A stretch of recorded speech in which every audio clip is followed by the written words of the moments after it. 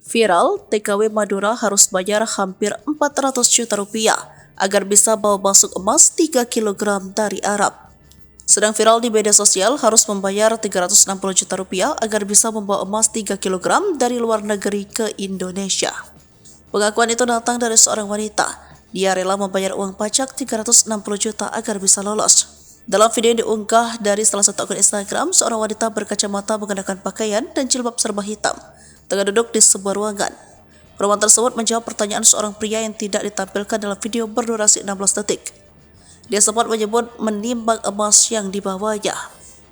Sedangkan, dari salah satu akun lain menjelaskan dalam unggahannya, perempuan dalam video tersebut adalah Risma, seorang warga Madura yang menjadi TKW di Arab. Risma disebut sempat dihentikan petugas bea cukai ketika mendarat di Bandara Udara Internasional Juanda, Surabaya. Hal tersebut berkaitan dengan banyaknya emas yang dibawanya.